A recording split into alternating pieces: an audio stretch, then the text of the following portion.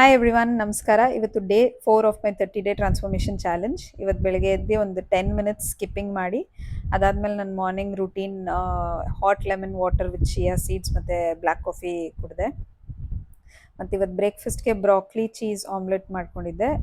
ಇಲ್ಲಿ 1 ಓಲ್ ಎಗ್ ಮತ್ತು 3 egg whites use ಮಾಡಿ ನಾನು ಆಮ್ಲೆಟ್ ಮಾಡ್ಕೊಂಡಿದ್ದೀನಿ. ಇದ್ರ ಜೊತೆಗೆ ಸ್ವಲ್ಪ ಸೋಪ್ ನಟ್ಸ್ ತಿಂದೆ. ಆಮೇಲೆ ಬೆಳಗ್ಗೆ ಒಂದು 11 ಗಂಟೇಲಿ ಒಂದು ಫ್ರೂಟ್ ತೊಗೊಂಡೆ, ಒಂದು ಸೀಬೆಕಾಯಿ.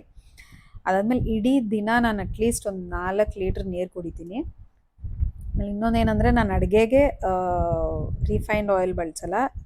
ತುಪ್ಪ, ಬೆಣ್ಣೆ ಅಥವಾ ಕೋಕೋನಟ್ ಆಯಿಲ್ ಮಾತ್ರ ನಾನು ಯೂಸ್ ಮಾಡೋದು. ಆ್ಯಂಡ್ ಇಲ್ಲಿ ನೋಡ್ಬೋದು ನೀವು, ನಾನು ತುಂಬ ಅಂದರೆ ತುಂಬ ಕಡಿಮೆ ಆಯಿಲ್ ಯೂಸ್ ಮಾಡ್ತೀನಿ. ಲಂಚಿಗೆ egg quinoa rice, pepper chicken, raita ಮತ್ತು ಒಂದು ಸ್ವಲ್ಪ ಫ್ರೂಟ್ ಪೊಮೊಗ್ರಾನೆಟ್ ಇಟ್ಕೊಂಡಿದ್ದೆ. ಮತ್ತು ಸಂಜೆ ಸ್ನ್ಯಾಕ್ಸ್ಗೆ ಸ್ವಲ್ಪ ಮಖಾನ, ಬ್ಲೂಬೆರೀಸ್, ಒಂದು ಡೇಟ್ ಮತ್ತು 2 ಪಿಸ್ತಾ ತಿಂದೆ. ಡಿನ್ನರ್ಗೆ ಅಗೇನ್ ಪೆಪ್ಪರ್ ಚಿಕನ್, ಒಂದು ಸ್ವಲ್ಪ quinoa egg rice with some lettuce, broccoli and cucumber. So ಇದಾದಮೇಲೆ ಆ್ಯಸ್ ಯೂಶ್ವಲ್ ನಾನು ಬ್ಲ್ಯಾಕ್ ಕಾಫಿ ತೊಗೊಂಡು ವರ್ಕೌಟ್ ಮಾಡಿದೆ.